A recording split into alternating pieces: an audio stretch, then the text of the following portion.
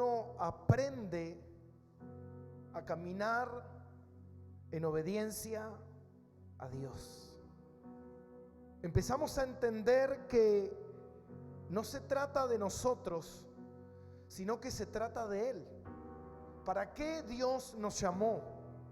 ¿Para qué estamos aquí? ¿Cuál es el plan y el propósito de Dios en nuestras vidas? Cuando no entendemos eso,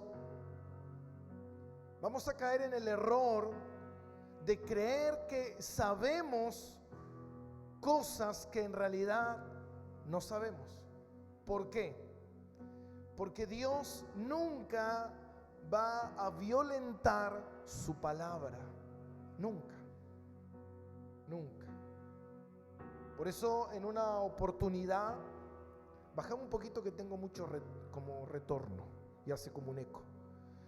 En una oportunidad Jesús estaba predicando y sus discípulos o una gran multitud lo seguía a Jesús. Y cuando Jesús se dio vuelta y empezó a decirles el costo de seguir a Jesús, la gente se dio media vuelta y se fue. Porque querían seguir a Jesús bajo sus términos, bajo sus condiciones, pero no bajo las condiciones de Dios.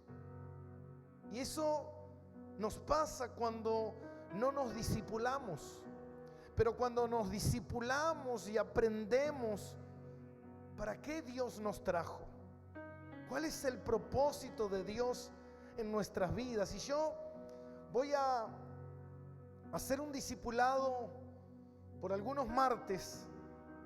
No sé cuántos martes me llevará esto, pero el título que le puse es Personas en el proceso de Dios para reflejar la gloria de Cristo. En el proceso. ¿Cuántos están en el proceso? Todos. Por eso dice la palabra que Él nos predestinó, nos llamó, nos justificó y nos glorificó. Ese proceso de justificación es el proceso de transformación de Dios. Es el proceso donde Dios empieza a limar asperezas en nuestra vida, a prepararnos para el reino de Dios. No estamos acá para otra cosa que no sea para hacer su voluntad. Por eso dice la palabra en Apocalipsis, dice, y vi en el cielo personas de toda lengua, toda nación, tribu, adorando a Dios. Esos son los discípulos, los que fueron procesados, que están ahí adorando a Dios. Eso es lo que Dios quiere hacer en nuestra vida, prepararnos para su gloria, mostrarnos el camino de adoración que Dios quiere. ¿Cómo le tenemos que adorar? Porque adorar no es simplemente cantar. Adorar es un estilo de vida, de hacer su voluntad, y eso duele. Duele hacer la voluntad de Dios. Duele venir a la iglesia, duele venir a escuchar, duele la palabra, duele la exhortación. Y yo estos días, mientras estaba estudiando, hay una hermosa carta, que es la carta que Pablo escribe a la iglesia de Tesalónica, una hermosa carta, primera y segunda. Y ahí nos enseña grandes verdades de la iglesia. Y a mí me gusta mucho leer las cartas que Pablo le envió a Timoteo, el hijo amado, y cómo Pablo le habla a Timoteo de cómo tiene que conducirse dentro de la iglesia. Y le dice: no tengas en poco tu juventud, Dios te puso en ese lugar, tú tienes que hacer esto, tú tienes que hacer lo otro. Predica la palabra de Dios para corregir, para enderezar. Y a veces el discipulado tiene que ver con eso. Hoy en día existe muy poco discipulado, porque la gente no quiere ser discipulada. Es mejor venir a la iglesia para que Dios me bendiga, para que Dios me dé, para que me vaya bien. Pero ¿sabes qué, mi hermano? Tenemos que saber que todo lo que tenemos es de Él y todo lo que somos es de Él. Lo entendamos hoy, no lo entendamos, nos guste o no nos guste, Dios está obrando en nuestra vida. Por eso dice la palabra que todas las cosas nos ayudan para bien. Pero a veces hay cosas que no nos gustan. Y como no nos gustan, entonces no, para mí eso no me ayuda para bien. Entonces, ¿cómo es? ¿Dios tiene el control o no tiene el control? ¿Tomo yo las decisiones o las toma Dios las decisiones? Porque ¿sabe qué, mi hermano? Es fácil tomar decisiones, pero es muy difícil ser guiado en esas decisiones a hacer la voluntad de Dios. Que esa decisión esté alineada con la palabra de Dios. Con la palabra de Dios. Y a veces Dios nos prueba. Por eso hay algo que me gusta que Pablo le dice a Timoteo. Dice, prueba al obrero. Y yo pensaba y digo, wow, pobre la tarea de Timoteo, de tener que probar al obrero, tener que probar a los hermanos, a ver qué hay en su corazón. Y muchas veces cuando nos encontramos en una situación adversa, una situación desagradable, en ese momento sale de nuestro corazón lo más arraigado y profundo que teníamos. El pueblo de Israel era el pueblo de Dios, amaban a Dios, pero cuando salieron al desierto, el desierto reveló lo que había en el corazón. Y Dios dice, y los traje al desierto y los hice tener hambre, para que vieran qué había en su corazón. Ellos no sabían qué había en su corazón. Ellos creían que su corazón estaba correcto, pero el problema, la crisis, la situación reveló de que no. Entonces, fíjate algo, hermano, nosotros fuimos llamados a ser discípulos del Señor. Pero no nos gusta pasar por el proceso del discipulado. Y el discipulado tiene muchos años de proceso. A veces continuidad de años. Dios sigue discipulándome a mí y me va a seguir discipulando toda la vida. Pero a veces no nos gusta ese proceso de discipulado, porque cada vez que estoy en ese proceso, Dios me está mostrando mi condición.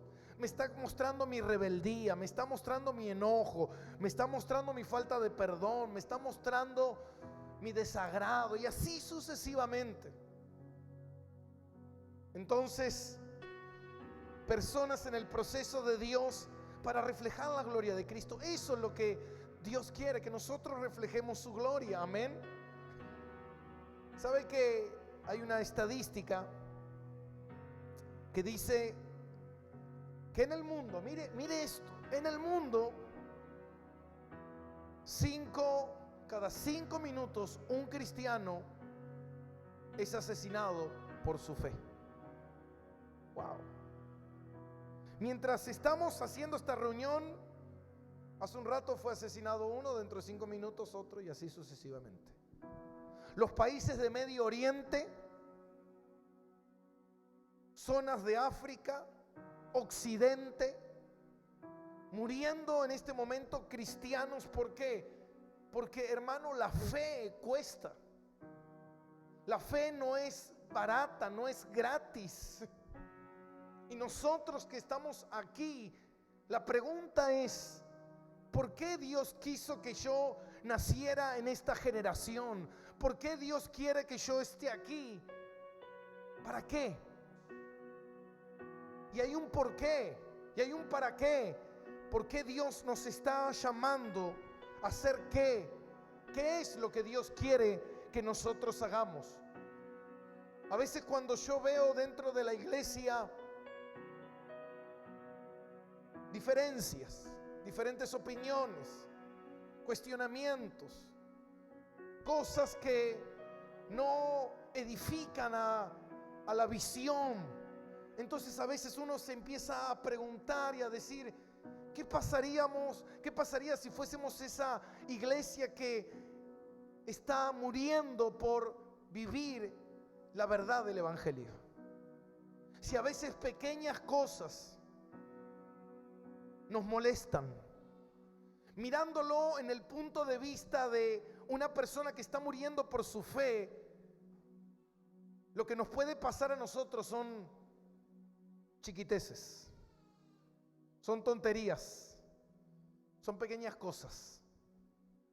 Y teniendo la oportunidad de hacer la voluntad de Dios, teniendo la oportunidad de servirle a Dios como Dios quiere, hermano, estamos a veces buscando la manera de no hacerlo, buscando la manera de alejarme, buscarme la manera de apartarme. Esto a mí no me gusta, esto no me agrada, esto no está bien, aquel, el otro, lo otro, las luces, fulano, el sonido, todo. Hermanos, si usted va a China, en China tienen que predicar el evangelio escondido, en China no pueden salir públicamente, pero ¿sabe qué, mi hermano? En ese lugar es el lugar donde más gente se está salvando para la gloria de Dios. Porque ¿sabe qué, mi hermano? La gente que tiene al Señor sabe cuál es su misión. Pero cuando no sabemos eso, o cuando no entendemos o no entendimos el mensaje, hermano, estamos preocupados por otras cosas.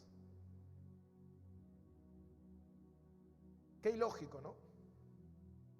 Estamos preocupados saber de si él es más o menos, si fulanito, menganito, qué está haciendo, cómo vino vestido, si vino o no vino, en vez de estar ocupándonos verdaderamente para lo cual Dios me llamó.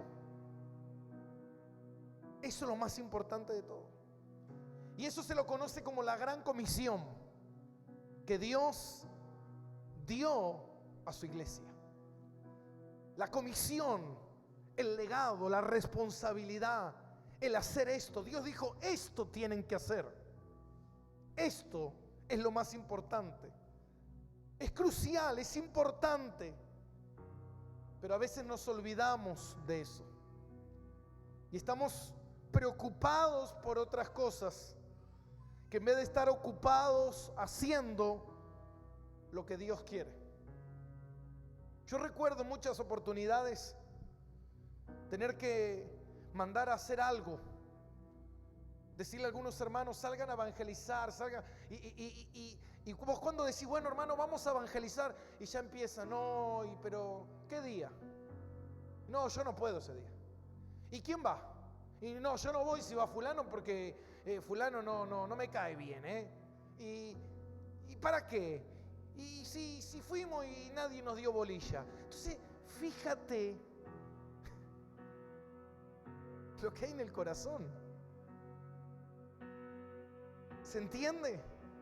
Hermano, que en vez de estar ocupado en lo más importante, que es lo que el Señor nos mandó a hacer, no, yo me quedo en mi casa orando. No. Orar tienes que orar. Pero si no estamos ocupados y no podemos ser enviados por una iglesia que la cual nos manda a hacer una tarea, o no podemos hacer una tarea, entonces la pregunta es, ¿cuál es ese propósito? ¿Ser salvo y listo? ¿Me importa a mí y los demás que se vayan al infierno, que se arreglen? ¿Y sabe qué, mi hermano? A veces como iglesia tenemos que crecer, tenemos que madurar, tenemos que dar un salto y decir, ¿sabes qué? Esto tiene que cambiar. Porque si no, ¿sabe qué, mi hermano? Vamos a caer en lo que muchas iglesias caen, en la tontería, en la discusión, en el pleito, en me dijo, no me dijo, en dijiste, no dijiste, en me gustó, no me gustó. No, no, no, no, no, no.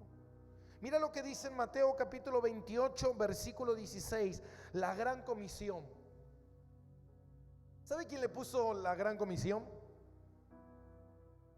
Antes no tenía título.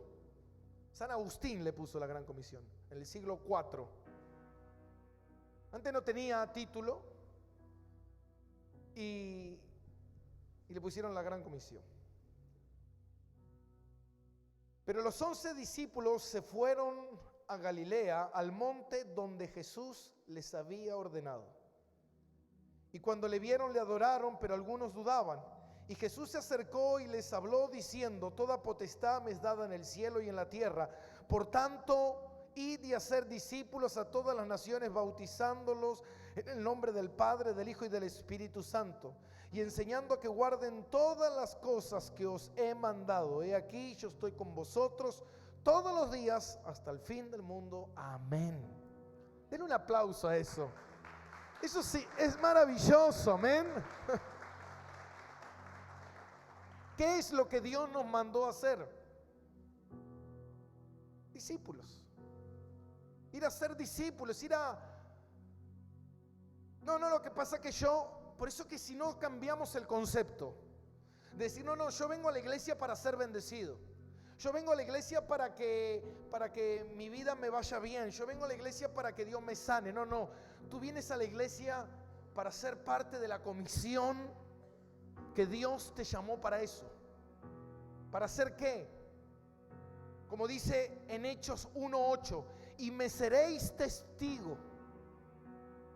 ¿Testigo de qué? De que hay un Dios que es real, de que hay un Dios que perdona, de que hay un Dios que ama, que hay un Dios que resiste, que hay un Dios que soporta, y yo tengo que dar evidencia de ese Dios. ¿Cuántos pueden decir eso? Dile al que está a tu lado, tú tienes que dar evidencia. Por eso decía el apóstol Pablo: de nada me sirve predicar y después no cumplir lo que prediqué. Tengo que perseverar, tengo que seguir adelante, tengo que seguir reflejando lo que Cristo dice en su palabra, aunque me cueste, aunque no lo pueda entender, tengo que seguir adelante. Ser testigo de Dios. Eso es lo más importante de todo. La obra salvadora de Cristo. No preocuparme de quién soy o quién es. No se puede. Yo pensaba, y justo estos días me pasaron unas cosas. Y una persona me mandó un mensaje y me dijo: pastor, ¿usted dónde diezma? ¿Y cuál es su cobertura?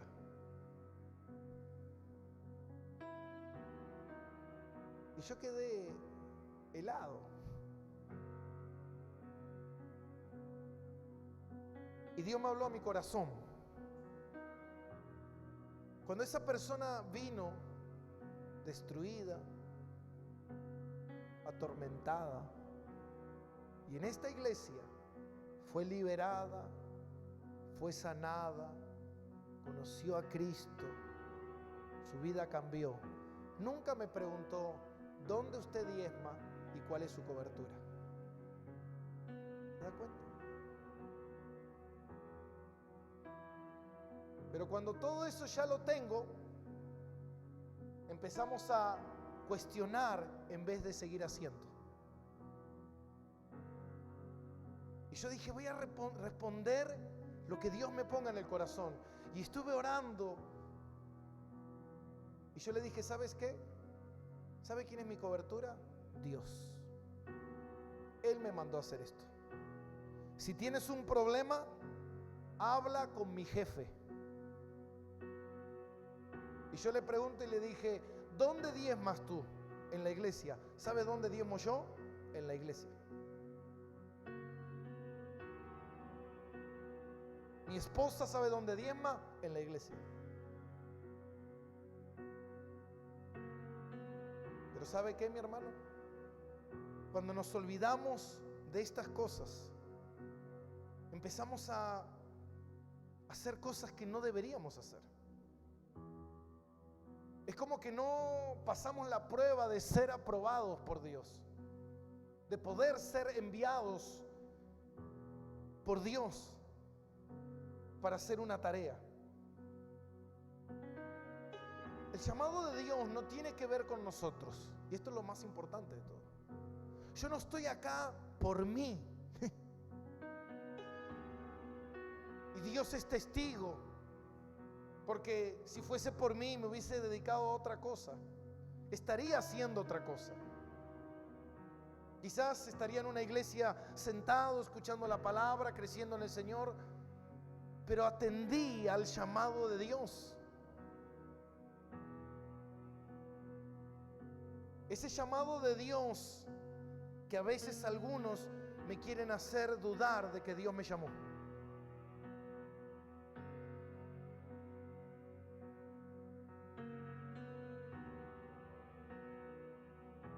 Cuando yo escuché el llamado de Dios para venir a la ciudad de La Plata y hice la voluntad de Dios, no había nadie para aconsejarme. No había nadie para decirme no lo hagas, fíjate, haz esto, sino que seguí el llamado de Dios. Pero a veces llegan momentos donde a veces la gente te dice lo que tienes que hacer. ¿Y sabes lo que me decía Dios? Si cuando yo te dije que fueras a La Plata nadie te aconsejó, ahora que te digo qué tienes que hacer, que nadie te aconseje. ¿Está acá conmigo? ¿Está acá conmigo? ¿Me está entendiendo? Porque ¿sabe qué, mi hermano? Cuando yo pasé noches enteras solo buscando la dirección de Dios y Dios hablándome para venir a hacer esto, pero después viene gente y te dice, no, esto está mal hecho. Espera, cuando hace 15 años yo escuché la voz para hacer esto, nadie me aconsejó. ¿Y sabe qué, mi hermano? Es fácil decir, está mal lo que estás haciendo.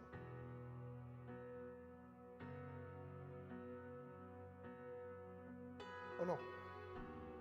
Es como que usted escucha la voz de Dios y usted se pone a construir su casa. Y usted no sabe construir, pero Dios te dice, yo estaré contigo. Y de repente viene alguien y te dice, ¿sabes qué? Tu casa está mal hecha. Y tú le dices, muéstrame tu casa. Ah, no, pero no tengo casa yo. Pero la tuya está mal.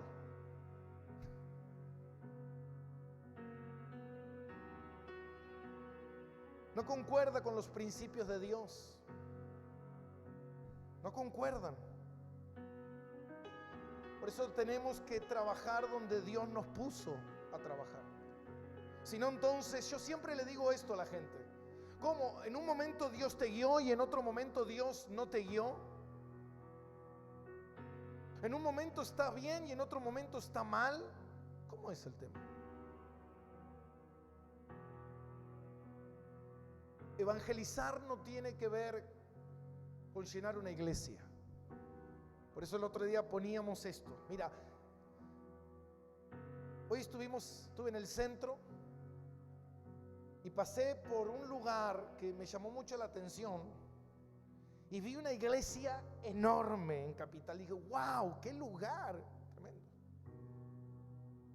Creo que se llama Avivamiento Buenos Aires, me parece. Es una iglesia que se llena, mi hermano, pero si usted ve y conoce la doctrina de esa iglesia y conoce un poquito de esa doctrina, por eso no tiene que ver con llenar una iglesia, tiene que ver con que la iglesia esté aprendiendo quién es Dios y quién somos nosotros. si cada día que pasa o cada año que pasa no muero más a mí y no vive más Dios en mí, entonces no estoy aprendiendo nada, mi hermano.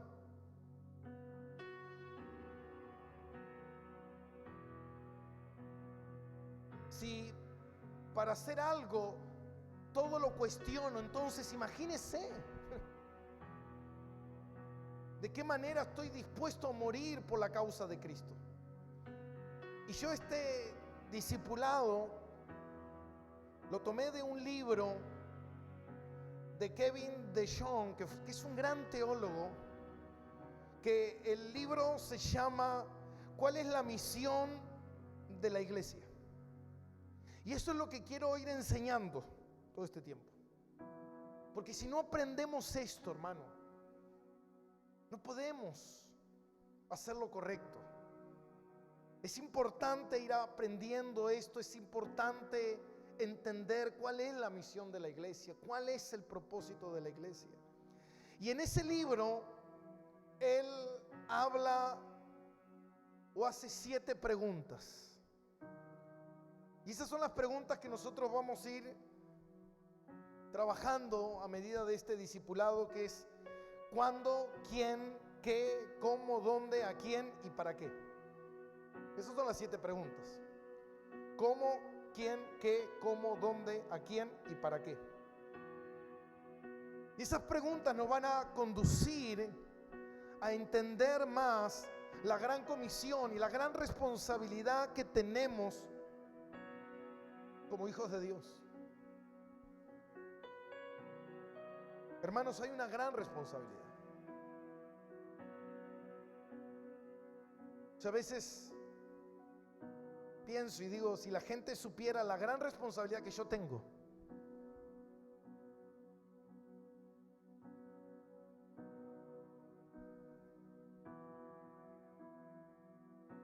pensaría de otra manera. Y la primera es ¿cuándo? ¿Cuándo Jesús dio esta gran comisión? ¿Cuándo? Y eso es lo más importante de esta gran comisión que vamos a leer. ¿Cuándo fue que Jesús dio la gran comisión? Ahora, la gran comisión siempre estuvo. En el Antiguo Testamento estaba la gran comisión. Pero ¿cuál era la gran comisión en el Antiguo Testamento? La gran comisión en el Antiguo Testamento es: vengan y vean lo que estoy haciendo. ¿Está acá conmigo? La gran comisión era esa, era que Dios había usado una pequeña nación como Israel, y dijo Dios, y yo estaré con ellos y los bendeciré y serán una gran nación. ¿Para qué? Para que las demás naciones vean lo que Dios puede hacer con algo pequeño. Esa fue la gran comisión. Entonces, todo lo que giraba alrededor del mundo, mire esto. Todo lo que giraba alrededor del mundo tenía que ir a Israel a ver lo que Dios estaba haciendo. Eso le pasó a la reina etíope, que iban a ver a Salomón y cómo Dios lo estaba bendiciendo y cómo construyeron tremendo templo. Y la gente iba, y el único lugar de adoración que había era Jerusalén. En el único lugar que se podía adorar era Jerusalén. La gente tenía que ir hasta, mira, imagínense nosotros, teníamos que ir a Jerusalén a orar, a adorar a Dios, porque era el único lugar donde Dios aceptaba la adoración. Por eso una vez al año la gente hacía los grandes viajes y peregrinaba a Jerusalén, y iban de diferentes naciones, como vimos en el caso del etíope. ¿Se acuerdan? Que lo leímos cuando Felipe fue y le habló al etíope que había ido a adorar a Jerusalén y llevaba un pedazo de las profecías de Isaías, y él no entendía. Entonces el Espíritu Santo le dijo: ve y acércate, y le predicó al etíope y se convirtió y lo bautizó. ¿Por qué? Porque hasta ese momento La gran comisión era la nación de Israel. Era hasta ese momento. Por eso nosotros tenemos que aprender a entender los tiempos de Dios. ¿Está acá conmigo? Hay tiempos y nosotros tenemos que movernos de acuerdo a la voluntad de Dios, de acuerdo a lo que Dios quiere hacer. Porque si tú te mueves fuera de tiempo, hermano, estás en problemas. ¿Y cómo vemos nosotros esto? ¿Cuándo? ¿Cuándo el Señor dijo esto de la gran comisión? Ahora fíjate lo que dice en Mateo capítulo 10, versículo 5. Espero que se prenda en esto y que pueda venir los martes y continuar creciendo. La misión de los 12.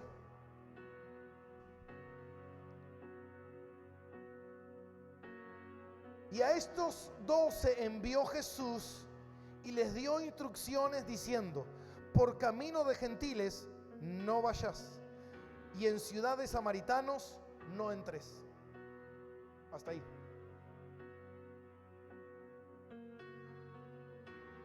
Espera. La idea no es evangelizar. La idea no es ganar el mundo. ¿Por qué Jesús dice: no vayas por caminos de gentiles ni entres en terrenos de samaritanos? ¿Por qué? La idea es ganar al mundo para Cristo. ¿Por qué? Porque todavía no había empezado la segunda parte de la gran comisión. No había empezado. Eso es lo que a mí me alimenta la fe, la palabra de Dios, la sabiduría, la exactitud, la precisión que tiene de ser extraordinaria. Yo digo, wow, porque ¿sabe qué, mi hermano? Jesús no vino y no corrompió ninguno de los estatutos establecidos. ¿Y cómo Jesús enseñó correctamente? ¿Por qué? Porque la misión, y ahí lo dice más abajo, sino id antes a las ovejas perdidas de la casa de Israel, yendo y predicad diciendo: el reino de los cielos se ha acercado. ¿Se da cuenta? ¿Cuál era todavía la comisión? La comisión todavía era Israel. Porque antes de comenzar, imagínese, mi hermano, cuando venga el último momento, que se cree que estamos viviendo en los últimos tiempos. ¿Por qué? Porque la gran comisión de Dios está llegando a su fin. ¿Sabe por qué?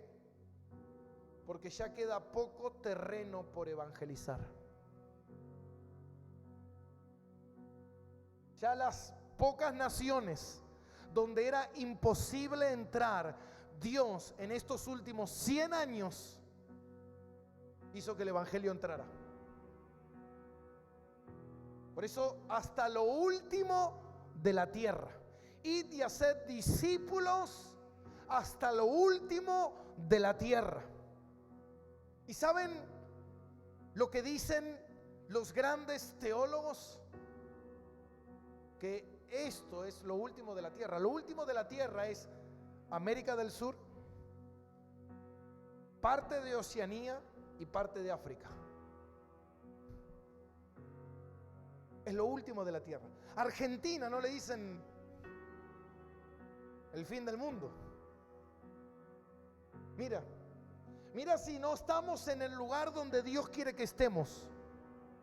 La pregunta es: ¿estamos haciendo lo que Dios quiere que estemos haciendo?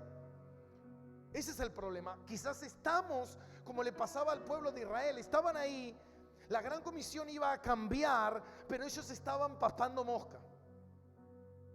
Ellos estaban ocupándose de otras cosas. Ellos estaban ocupando de... Porque fíjate algo, hermano. Mira que lo importante que era la tierra de Israel, que todo el mundo quería invadir la tierra de Israel. Lo invadió los persas, los babilónicos, entró el imperio romano. Y en ese momento fue el último imperio que entró a Israel, que habla en el libro de Daniel, el último imperio, el imperio romano. Por eso que Jesús tenía que llegar en ese momento, ni antes ni después, porque se tenía que cumplir la profecía exactamente al pie de la letra. Ahora, el Señor les dice: no entren en caminos de gentiles. ¿Por qué? Porque todavía no es el tiempo. Todavía no es el tiempo. No es el tiempo de hacer eso. Por eso a veces la gente, no, yo no quiero estar sentado. Y yo a veces le digo a algunos hermanos: mira, pasa un tiempo sentado, necesitas reflexionar, necesitas sanarte, madurar. Hay cosas que no están bien. No, el que está mal sos vos. Yo estoy bien. ¿Qué le digo? Amén. Yo siempre estuve mal igual. Y fíjate algo.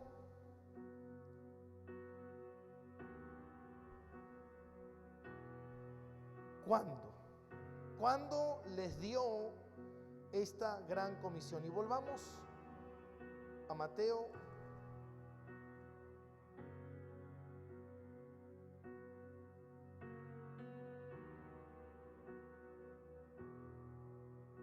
Mateo 28, 16.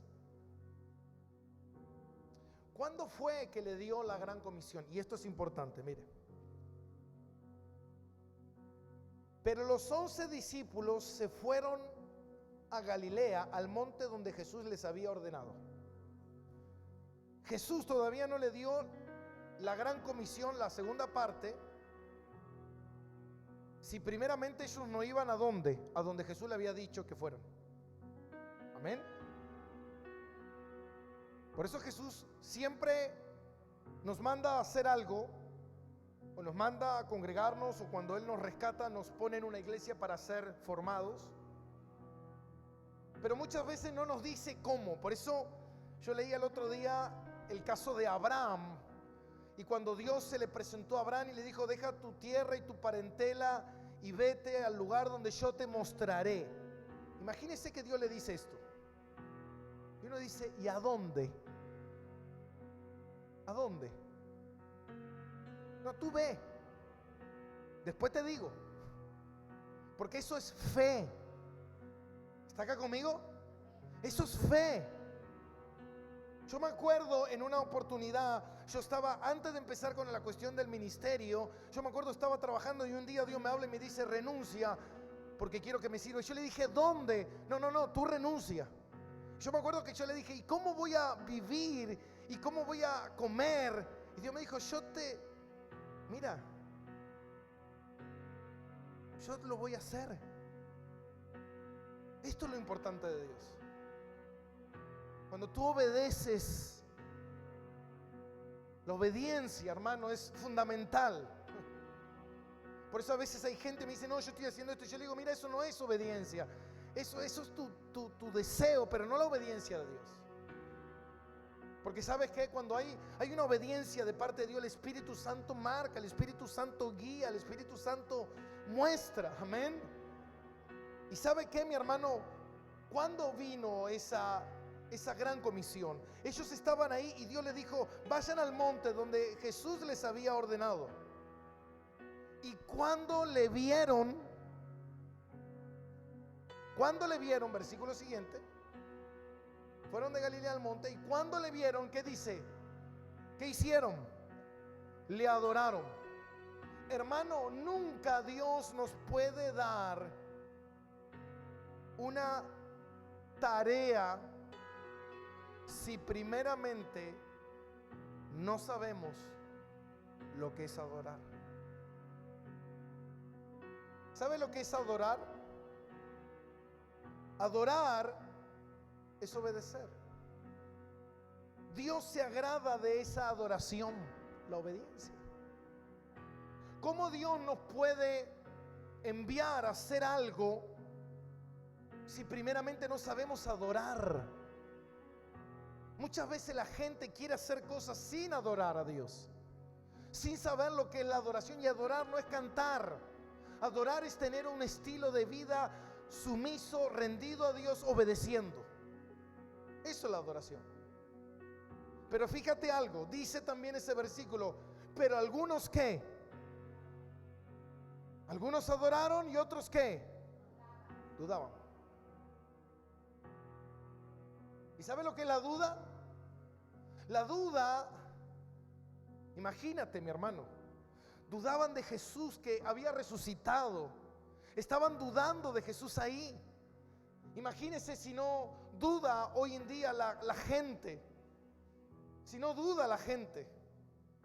Porque ¿sabe lo que hace la duda, hermano? La duda te frena.